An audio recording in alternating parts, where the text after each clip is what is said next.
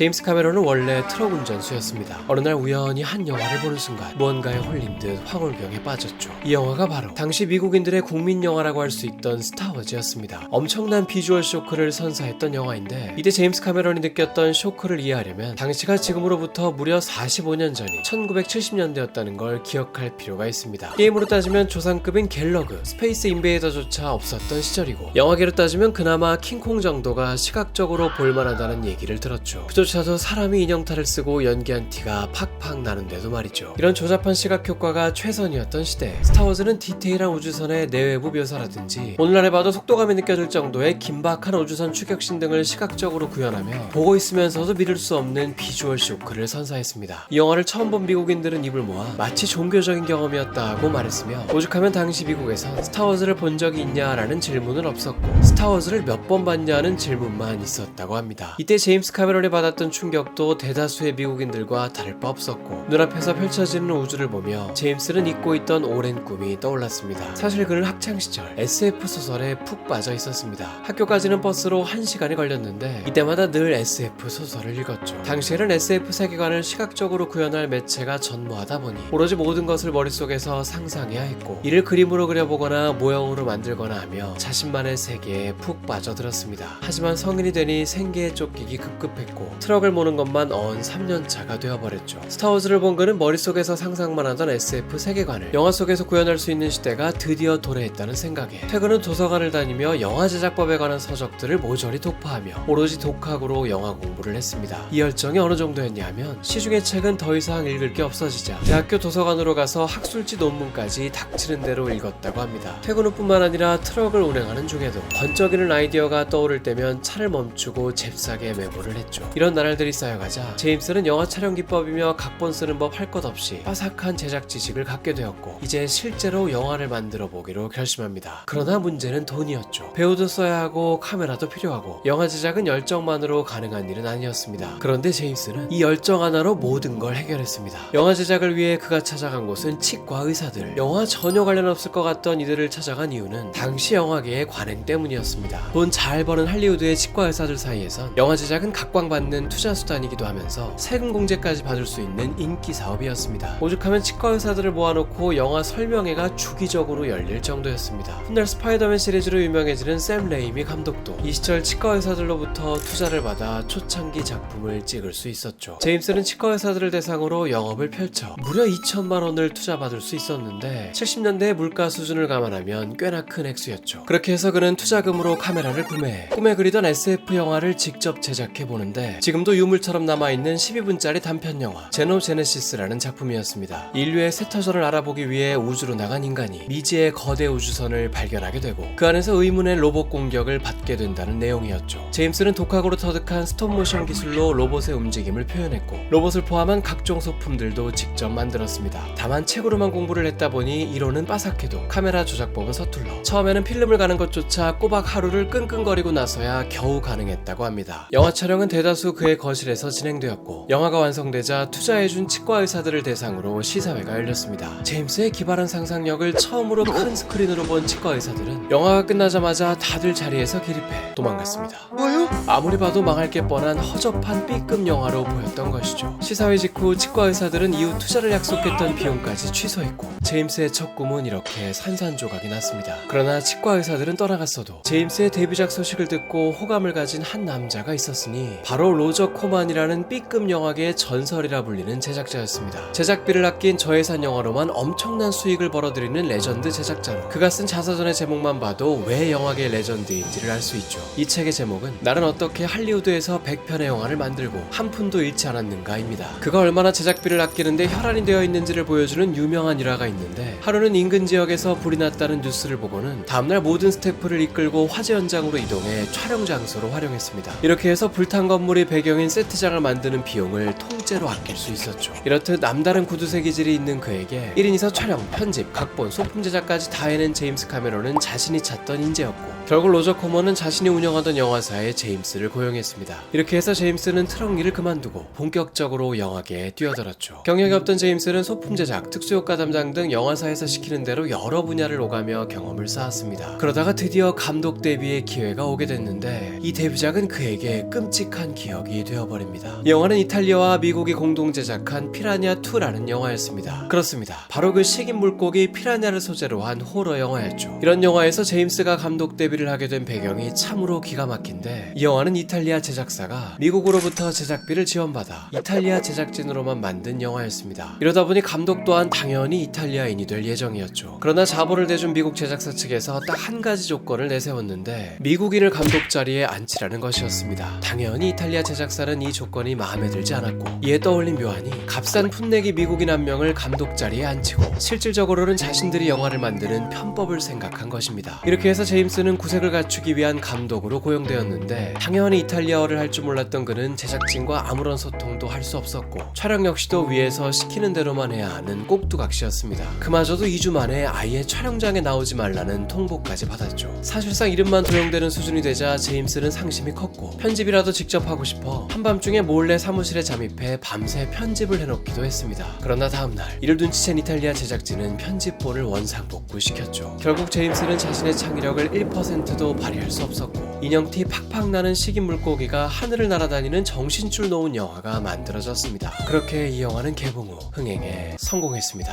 워낙 저예산으로 만들어 그래도 본전 이상은 뽑았던 것이죠. 본전치기는 했으나 영화 퀄리티에 대한 악평은 감독으로 이름이 걸려있던 제임스에게 쏟아졌고, 마음고생이 심해지자 몸까지 쇠약해졌습니다. 하루는 고열로 알아누우며 한 끔찍한 악몽을 꾸게 되는데, 타오르는 불길 속에서 무시무시하게 생긴 기계인간이 다가오는 꿈이었죠. 이 와중에도 제임스는 자나깨나 영화 생각밖에 없었던 게, 끔찍한 악몽을 꾸고는 식은땀에 흠뻑 젖어 깼건만 꿈 내용이 영화 시나리오로 딱이라는 생각이 스치자 잽싸게 노트를 꺼내 꿈 내용을 토대로 시나리오를 써내려갔습니다. 그리고 이때 쓴 시나리오가 바로 영화계의 영원한 전설로 남은 그 영화 터미네이터입니다. 어느 머나먼 미래시대, 인간 대 사이보그 사이에서 전쟁이 터지자 사이보그들은 인간 측의 유능한 지도자를 없애기 위해 한 무시무시한 사이보그를 과거로 보내 지도자가 아예 태어나지도 못하도록 그의 어머니를 암살하려 하고, 인간 측은 이를 막으려 한다는 흥미진진한 각본이었습니다. 여기서 대단한 사실은, 제임스는 이 시나리오를 월세를 못 내 거리로 쫓겨났던 시절 오로지 차 안에서 생활하며 집필했다는 것입니다. 제임스로서는 억울한 일이지만 피라냐2 이후 그는 감독으로서 낙제점을 받아 영화계 어디에도 그를 고용해주는 곳이 없었죠. 이러다 보니 더욱더 스스로 돌파구를 찾지 않으면 안 된다는 생각에 제대로 된 책상 하나 없이 좁은 차 안에서 몸을 구긴 채 끄적여 완성한 시나리오였는데, 당시로는 비슷한 소재가 없던 터라 혁신적인 시나리오라는 자부심이 있었죠. 그렇게 시나리오를 들고 여러 영화사를 방문한 제임스, 역시 피땀 흘려 만든 시나리오답게 이 시나리오는 엄청난 금액으로 팔렸습니다. 바로 1달러였습니다. 뭐요? 4달러도 아닌 초라하기 그지없는 1달러. 사건의 실상은 이렇습니다. 제임스의 발언과는 달리 무명에 불과한 그의 시나리오를 받아주는 영화사는 없었고, 이에 눈물을 머금고 단돈 1달러에 영화해주겠다는 약속을 받아냈던 것이죠. 그래도 제임스에게는 손해만 보는 장사는 아니었던 것이, 1달러의 시나리오를 넘기는 대신 자신만이 감독을 할 수 있다는 약속을 받아낸 것입니다. 이 시나리오를 1달러에 받고 감독 자리를 약속해준 사람은 게일 앤 허드라는 여성 제작자였는데, 여기서 또 재미있는 사실은 터미네이터 개봉 직후 이 제작자는 제임스와 결혼을 하게 된다는 점이죠. 터미네이터 제작 관련해서 자주 만나다 보니 서로에게 푹 빠졌다고 합니다. 터미네이터는 시대를 앞서갔다는 엄청난 호평을 받으며 제작비의 10배를 넘게 벌어들이고 대응행했습니다. 특히 제임스의 역량이 빛이 났던 건 저예산 영화라고는 믿기지 않을 정도의 특수효과와 비주얼이었죠. 이 영화에 나온 사이보그 디자인 중에는 그가 트럭 운전수 시절 혼자 만들었던 제노제네시스의 설정에서 따온 것도 있었습니다. 이런 걸 보면 실패는 성공의 어머니다 하는 옛말이 다시금 공감됩니다. 그럼 여기서 저희 채널의 어머니와 같은 감사한 스폰서 노드VPN을 소개합니다. 혹시 와이파이를 연결할 때 자세히 보면 이런 멘트가 적혀있는 거 아셨나요? 공용 와이파이를 쓴다는 것은 내 모든 인터넷 활동을 공유하는 것과 다름없습니다. 노드VPN은 클릭 한 번으로 인터넷 활동을 암호화해주기 때문에 여러분의 프라이버시를 지켜주며 사용자의 기록을 전혀 서버에 남기지 않는 노로그 정책까지 시행하는 보안의 확실한 VPN입니다. 지금까지 별 생각 없이 무료 VPN을 사용해오고 계셨다면 이 기회에 싸고 안전한 유료 VPN으로 변경을 추천드립니다. 이게 끝이 아닙니다. 노드VPN은 심지어 팝업 차단 기능까지도 제공해 한 번이라도 클릭했다 하면 집요하게 내 취향을 공략해오는 이런 성가신 팝업도 없앨 수 있죠. 50개국이 넘는 서버를 제공 제공하므로 해외 직구, 해외 게임 서버, 해외 사이트를 이용하실 일이 있으시다면 국가 제한을 풀고 원하는 서비스들을 마음껏 누리실 수 있습니다. 한 달에 단 몇천 원의 요금으로 6개의 기기까지 이용 가능하며 저희 추천 링크로 가입하시면 추가 할인율과 추가 무료 기간이 적용됩니다. 더보기란에 추천 링크가 있으니 많은 관심 부탁드립니다. 터미네이터란 굵직한 출세작이 생긴 제임스는 이제 먼저 찾아가지 않아도 감독을 해달라며 찾아오는 사람이 늘기 시작했죠. 이때부터 제임스는 특히 시각효과 쪽으로 특출난 재능을 뽐내며 에일리언2, 터미네이터2 등 특수효과 발전에 한획을 그은 영화들을 연달아 성공시켰습니다. 이게 더 대단한 이유는 그 어렵다는 전편보다 나은 속편은 없다는 징크스를 깼다는 점입니다. 이미 에일리언 1과 터미네이터 1만 해도 비평과 흥행에 모두 성공했던 엄청난 영화였던지라 속편 제작에 대해 많은 영화인들이 우려했었죠. 제임스는 감독뿐만 아니라 시나리오까지도 직접 쓰며 흥행 신화를 썼고 자신에게는 영화계의 속편 징크스가 적용되지 않음을 입증했습니다. 오히려 그에겐 속편의 제왕이라는 수식어가 붙었죠. 이번에도 트럭 운전수 시절 첫 작품에서 또 설정을 따왔는데 에일리언2에서 처음 등장한 이 파워로더라는 슈트형 장비는 데뷔작에서 연출한 이 작동 방식을 바탕으로 만들었죠. 또 이 영화는 유독 한국인들에게 반가운 요소가 있는데 한국의 국민 게임이라 할 수 있던 스타크래프트에 지대한 영향을 미친 영화입니다. 앞서 말한 파워로더 장비는 스타크래프트의 건설 로봇 SCV로 거듭났고 영화 속 드랍십의 파일럿이 하는 대사는 스타크래프트의 드랍십의 대사로도 그대로 오마주되었습니다.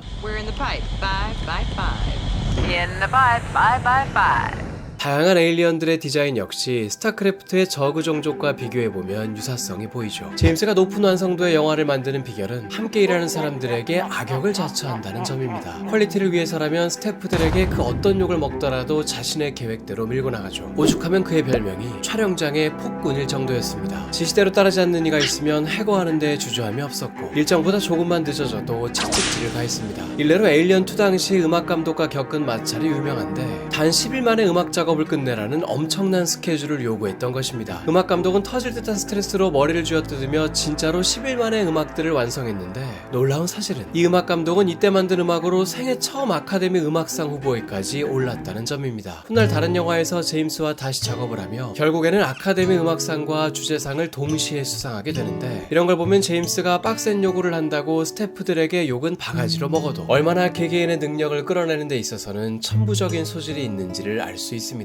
그러나 오로지 영화 완성만 바라보며 채찍질을 일삼다 보니 하마터면 큰일이 날 뻔한 적도 있습니다. 바다를 배경으로 한 SF 영화 어비스를 촬영할 때였는데 수중 촬영 장면이 많다 보니 제임스 역시도 물속에 들어가 있는 경우가 많았습니다. 하루는 산소통의 결함으로 폐에 물이 차기 시작했고 허겁지겁 물 밖으로 나오려 했지만 문제를 눈치채지 못한 안전요원은 옆에서 무작정 그를 진정시키려고만 했습니다. 결국 제임스는 안전요원에게 주먹질까지 해대며 가까스로 수면으로 나올 수 있었고 그 즉시 안전요원을 해고했다고 합니다. 거기다 산소 모니터링 임무를 맡겼던 조 감독 또한 가차없이 해고했죠. 어찌 보면 트라우마가 될 법한 이런 죽을 뻔한 위기를 겪고도 제임스의 영화를 향한 완벽주의는 멈출 줄 몰랐습니다. 그러다 보니 또 다른 위기가 찾아왔죠. 이번에는 주연 배우인 에드 해리스가 죽을 뻔한 것입니다. 숨을 참고 수중 촬영을 하던 중 더 이상 못 참겠다고 신호를 줬는데 그럼에도 제임스는 지금 구도가 너무 좋다며 계속 촬영을 이어갔습니다. 위기의 순간 카메라맨이 가까스로 도와줘 에드 해리스는 목숨을 건질 수 있었고 물 밖으로 나온 그는 제임스에게 달려들어 주먹을 날렸습니다. 제임스는 순간 자신이 맞아도 싸다고 생각해서 그냥 맞고만 있었다고 합니다. 또 하루는 여주인공을 맡았던 배우가 제임스를 향해 우린 물고기가 아니다라고 소리치며 욕을 퍼부은 적도 있다고 하니 그가 얼마나 영화의 퀄리티를 위해서라면 욕을 먹든 손가락질을 당하든 별로 개의치 않아 있는지를 잘 알 수 있습니다. 영화는 흥행에 있어서는 성공하지 못했지만 울렁이는 물기둥을 표현한 시각효과 등 80년대 당시로는 충격적인 비주얼을 선보였습니다. 제임스는 이 영화로 아카데미 시각효과상을 수상했고 이 분야에 있어서만큼은 늘 시대를 앞서간다는 걸 다시 한번 증명했습니다. 어비스를 찍으며 물에서 촬영하는 것에 흠뻑 빠진 그는 또 한편에 바다를 배경으로 한 영화를 만드는데 영화는 지금까지의 그의 영화들과는 비교도 안 될 정도로 초대박 흥행을 기록합니다. 바로 레오나르도 디카프리오 주연의 타이타닉입니다. 이 영화가 얼마나 대단한 기록을 썼냐 하면 당시 영화계 역대 흥행 순위 1위를 찍고 10년이나 넘게 유지한 것은 물론 개봉한 지 25년이 훌쩍 지난 오늘날까지도 역대 전 세계 흥행 순위 3위를 유지하고 있습니다. 역대 흥행 순위 탑10 타이탄리스트 중에 유일한 2000년대 이전 영화라는 점에서 더욱더 그 위대함이 느껴지죠. 사실 타이타닉이 제작될 수 있었던 건 기적에 가까웠습니다. 천문학적인 제작비 때문에 제작사의 반대가 극심했던 것이죠. 제임스는 당시까지의 영화 역사상 가장 많은 제작비를 투입해 엄청난 짓을 벌이려 했습니다. 초대형 물탱크 안에 타이타닉을 본뜬 대형 세트장을 만들어 실제로 침몰시켜가며 촬영을 한다는 것이었고, 반드시 바닷속에 침몰되어 있는 타이타닉의 실제 모습도 넣어야 한다며 해저 4000m 지점까지 직접 잠수해서 타이타닉을 촬영해 와야 한다고 요청했죠. 잠수해서 도달하는 데까지 걸리는 시간만 5시간이 걸릴 정도로 엄청난 깊이였습니다. 이 정도까지 완벽주의를 추구하다 보니 촬영 예산은 원래 예상보다 2배 가까이 늘어났고, 사태가 이 지경이 되자 제작사는 더 큰 피해가 생기기 전에 제작 중단을 통보했습니다. 코너에 몰린 제임스는 감독 봉급과 흥행 개런티를 전액 포기하는 것은 물론 타이타닉이 실패한다면 터미네이터 3까지 무보수로 찍어주겠다며 자신의 미래까지 담보로 잡고 매달렸죠. 그리고 영화 개봉 후 제임스는 인생 최대의 똥줄 타는 경험을 하게 되는데, 개봉 첫 주 성적이 워낙 처참해서 쪽박의 징조가 보였던 것입니다. 이대로라면 꿈도 희망도 없는 상황. 그러나 천만다행히도 입소문 덕분에 차츰 관객은 늘어났고 세계 신기록을 세우는 진기록을 세우며 그야말로 기사회생할 수 있었습니다. 이 흥행 신드롬에는 특히나 한 배우의 공이 컸는데, 순정 만화에서 튀어나온 듯한 당대 최고의 꽃미남 디카프리오였죠. 특히 미국의 10대 여학생들 사이에서 디카프리오를 보러 여러 번 관람을 하는 현상까지 있을 정도였습니다. 타이타닉으로 한 방에 아카데미상 11개를 석권하며 성공을 만끽한 제임스. 그런 그에게 갑자기 한 끔찍한 소식이 들려옵니다. 바로 친구의 아버지가 멕시코에서 납치를 당해 괴한들이 몸값을 요구하고 있다는 것이었죠. 이들이 요구한 금액은 약 13억 원. 90년대 당시 물가를 생각하면 충격적인 액수였습니다. 소식을 들은 제임스는 발벗고 나서 13억 전액을 송금해 주었고, 친구의 아버지는 극적으로 풀려날 수 있었죠. 이때 제임스가 도와줬던 친구가 바로 훗날 파네미로 퍼시픽 림의 감독으로 이름을 떨치는 기에르모 델 토로입니다. 퍼시픽 림의 엔딩 크레딧을 보면 특별감사란에 제임스 카메론이 들어가 있는데, 이 시절 아버지를 구해준 것에 대한 감사함을 표현한 것이라고 합니다. 타이타닉으로 전 세계를 놀라게 하자 영화사는 앞다투어 제임스와 새 영화를 만들자고 러브콜을 보냈습니다. 그러나 제임스는 아무도 예상치 못한 행보를 보이는데, 정상에 우뚝 선 시점에 영화계를 떠났던 것이죠. 그것도 무려